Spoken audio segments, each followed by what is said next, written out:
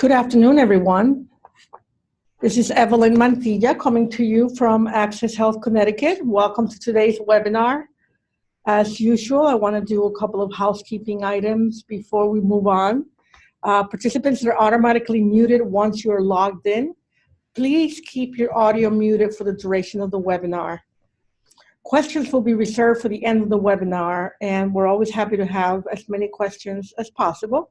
Type any question you may have into your chat box located in the control panel, and the presenter will answer the question. If you find that your audio component experiences any technical difficulties or you wish to call in instead, please switch from audio to phone call in the control panel. You will be given a phone number and access code to dial in and listen to the webinar. So with that said, let's get started. Today, once again, I want to welcome you to Access Health Connecticut's webinar on important 2019 updates. I'm happy to report that Ali Doe is our presenter for today. Ali is a policy analyst, and we will get the webinar started. And first, to review the agenda, today we're going to talk about changes to Alimony and MAGI, as well as pregnancy as a qualifying life event. And new to today, the Access Health Connecticut Verification Help webpage. So with that, let me hand it over to Ali. Welcome, Ali. Thanks, Evelyn. So as you mentioned, we're going to start with changes to Alimony and MAGI calculation. Just a reminder for everyone, MAGI refers to Modified Adjusted Gross Income. So for divorce decrees that were finalized after 1/1/2019, alimony will no longer be deducted or counted when applicants are calculating their MAGI income. We received a lot of questions about this leading up to open enrollment, particularly for clients or patients or members who perhaps were in the middle of a divorce that had not yet finalized during open enrollment, clients that were already divorced but currently had an alimony arrangement, and then those people who thought maybe they would be getting a divorce in 2019. So for the first scenario that you see there and the last scenario, what we really have to do is just let the individual or the applicant know that they can't make any changes to their MAGI in their application until they have their divorce finalized. So if they currently have an income in their application or they're a new applicant, they should use the information that they know and they've been currently reporting until anything changes. If a client is already divorced and had a divorce decree finalized before 1/1/2019, so any year leading up to that, and they currently have an alimony arrangement, nothing is going to change for their MAGI. So anyone who is already divorced and has an alimony arrangement does not have to come in and report anything unless they amend their divorce. So if something about their alimony arrangement formally changes and there's legal documentation to show that, not that they necessarily will have to be required to show it, but the idea is that just going forward, anyone who has a divorce finalized has a new way of calculating their MAGI when it comes to alimony. So they won't be counting it or including it. So next, we're going to move on to pregnancy as a qualifying life event. This is going to take up a good chunk of our time together. And again, just make sure to utilize the chat box anytime you have a question. We'll try to circle back to some of them. We also have quite a few questions that the team internally came up with while we were developing the process for pregnancy as a qualifying life event. So we're hoping that we will have covered a lot of those scenarios for you.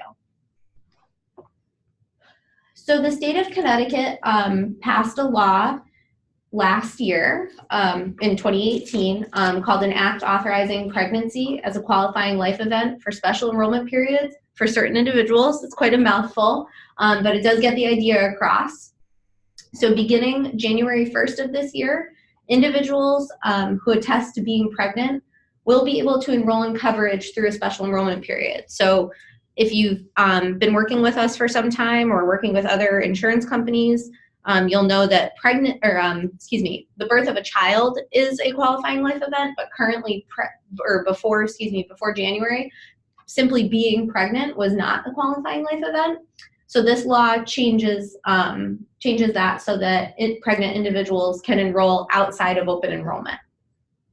So 2 things to note, and we'll get a little more into these as we go along. The applicant who attests to being pregnant will have to have their pregnancy certified by a licensed provider, and they also have 30 days from the date of that certification to apply for coverage. So I just want to highlight for everyone that normally our special enrollment periods follow a 60-day window, and this one is just a little different where applicants only have 30 days and it's based on their date of certification. So we'll go into a little more of that. The certification that Access Health will require from those attesting to pregnancy will have to be completed by a provider whose scope of practice is one of the following. So it has to be an appropriate scope of practice. So I always use, like, you couldn't have your pregnancy certified by a podiatrist, right? Because they're a foot doctor. And we define that as kind of out of their scope of practice. So it would be an OBGYN, a PCP or a primary care doctor, a provider in general medicine, internal medicine, or family medicine.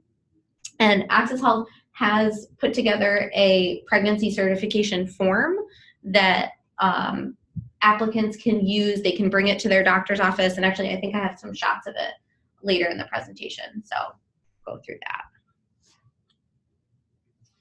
So currently, pregnancy as a qualifying life event is not in the Access Health system, but we have designed a manual escalation process until we do have pregnancy programmed into the system. So once it's programmed, the hope is that it will be very similar to the existing pre-enrollment verification special enrollment events, which are, move to Connecticut from another state, loss of NEC, birth or adoption of a child, that type of thing.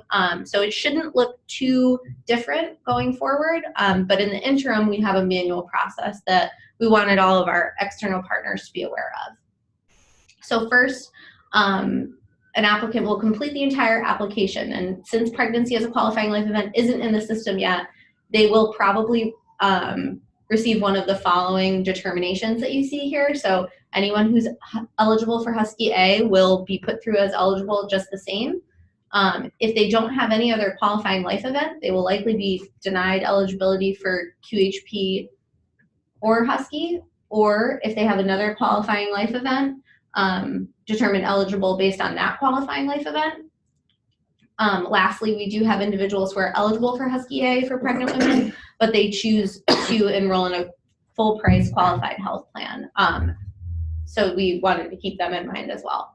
So throughout this process, if there is a consumer that has 2 qualifying life events, and pregnancy is one of them, and they attest to us on the phone or via the application that they're pregnant, the pregnancy qualifying life event will probably result in an earlier effective date. So they should still follow the escalation process, even if they could be eligible through another qualifying life event. So second, if a consumer or a CAC on behalf of a consumer or with a consumer calls the call center and is determined ineligible, the call center will follow the following, or the steps that are shown on the screen. So they'll convey the eligibility results and any denial, which will be escalated. So the call center will have to document the issue so that our customer resolution team can manage the incident after it's been escalated. So Access Health customer resolution will then reach out to the individual, but keep in mind that that documentation that I mentioned before, that certification from a provider, is still required. The form is available online, and consumers should be aware that it will be required, but they can hold on to it until Access Health reaches out to them directly.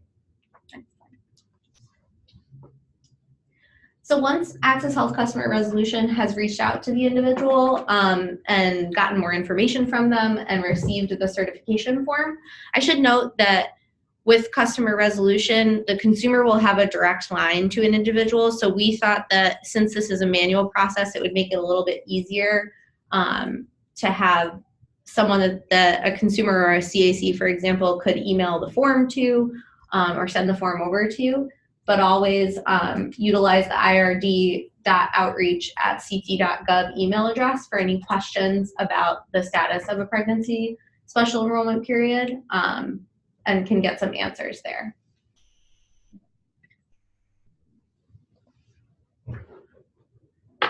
So again, if the applicant utilizes the call center, they'll follow those same steps that you saw before. So as a CAC, we wanted you to be aware of the things that are going to happen when you accompany an applicant while completing their application. And then the call center is going to follow those steps to escalate the application. So the next couple slides are just some sample shots of the pregnancy certification form.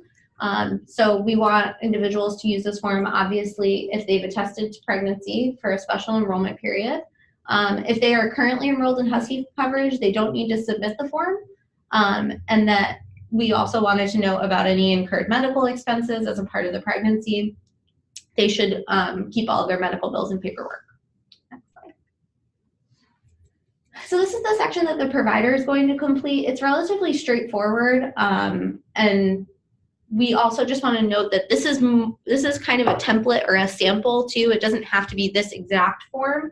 We would recommend that a provider use this form, but understand that some doctors' offices and providers' offices may just have their own prescribed forms that contain all of this information. So, you know, if a client or a patient comes back with a note from a doctor that's on the doctor's letterhead, that type of thing that contains all this information, that's acceptable as well.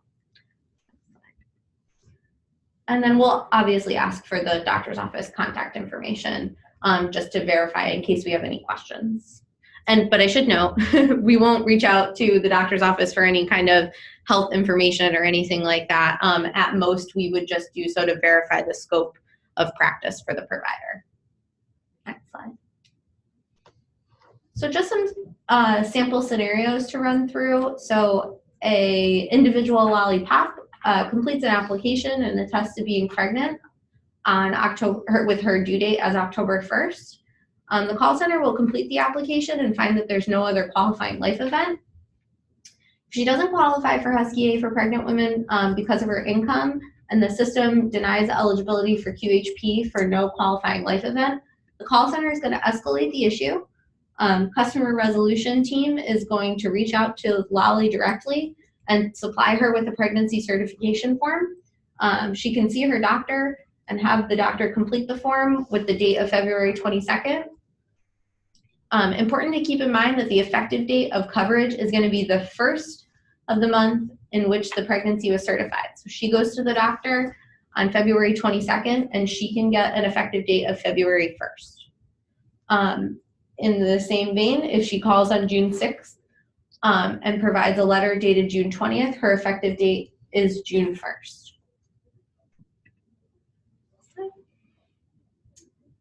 So a second scenario, outside of open enrollment, consumer Tammy Taffy calls to complete an application for she and her husband.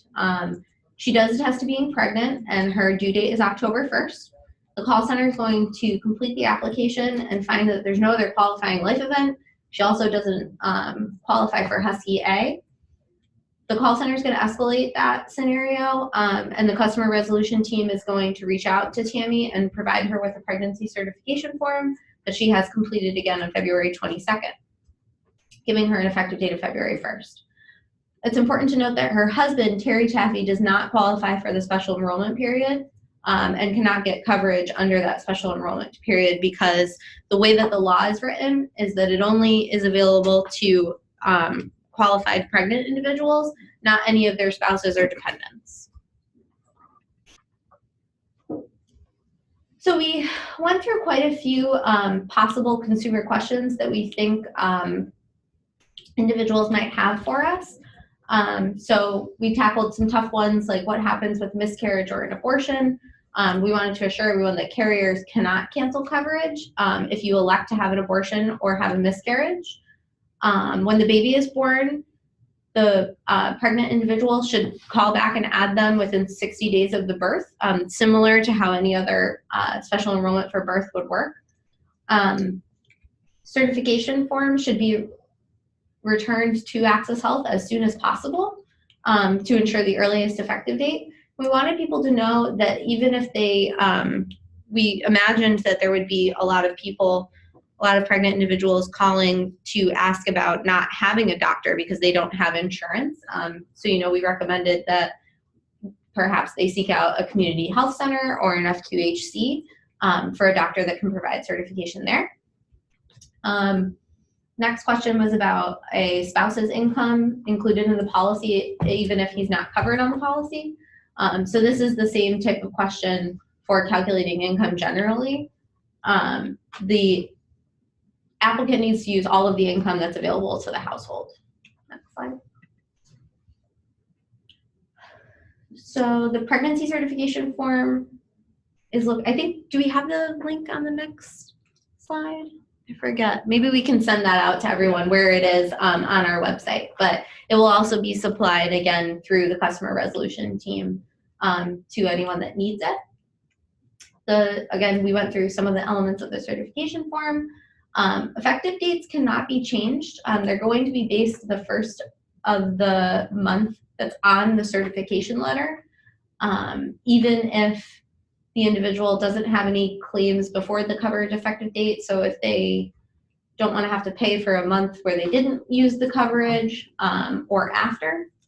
Next slide. Oh my. So I think we're going to be sending this. I don't want to read through all of the details, but quite a few scenarios that we've sort of outlined here about multiple qualifying life events moving from different states. And then any kind of, we did want to note that there is no loss of coverage when the pregnancy ends.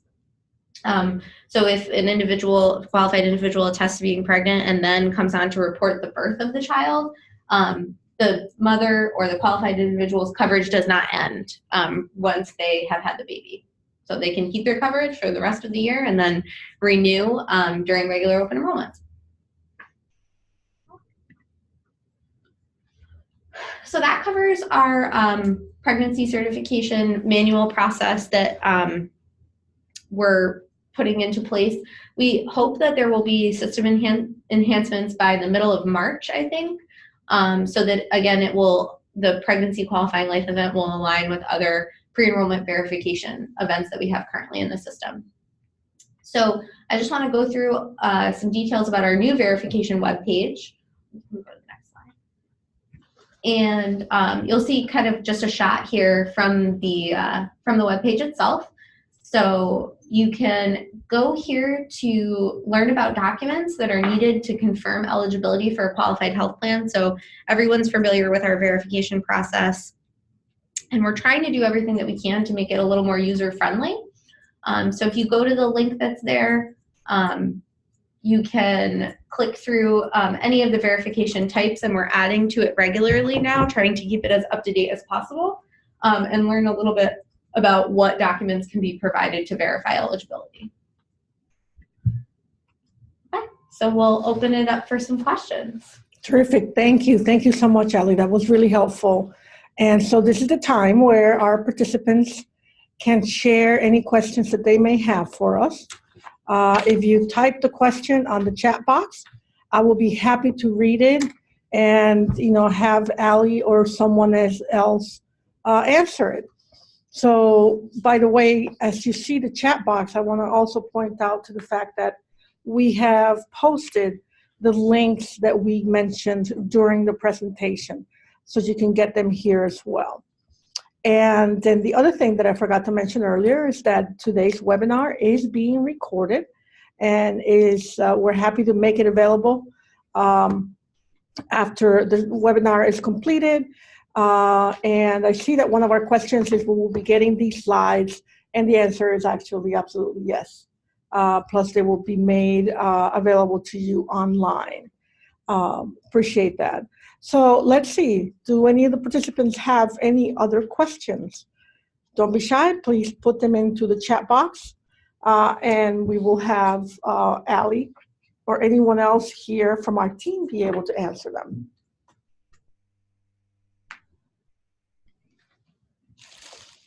Any questions at all? I'll give you one more minute.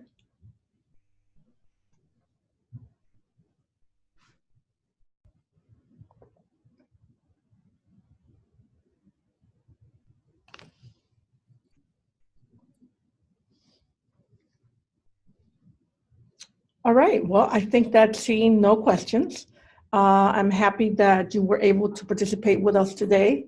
Yes, one question did come through. And let's read it like this. Will a client lose her QHP coverage once she gives birth, or does she keep the coverage for the rest of the year? Yep, so that's a very good question. It was one of the ones that we anticipated while we were sort of designing this process, and she will be able to keep the coverage for the rest of the year. So if someone comes on for a special enrollment period in June, attesting to being pregnant and has the baby in September, she continues to be covered on that QHP throughout the year through December 31st, which is the regular end of our coverage year at Access Health, and then can renew after the fact as well. Excellent. Thank you. Thank you so much, Allie. All right. Any other questions for us to consider and be able to answer for you here? Okay. Remember the link that we posted here as well that is important for you to be able to access, the ird.outreach@ct.gov, where we welcome your requests and questions through. Okay, that's the CAC support email. Thank you. And we just posted it again for your use. Again, that email is ird.outreach@ct.gov. All right, I think that with that, we can close our webinar for today. I want to express our sincere gratitude for your participation and helping us make sure that everyone who works with us here at Access Health Connecticut is well informed and we can serve our customers as best as possible. So I wish you and everyone here within our team a good rest of your day. And with that, we will close the webinar. Thank you. Thank you once again very much. Goodbye.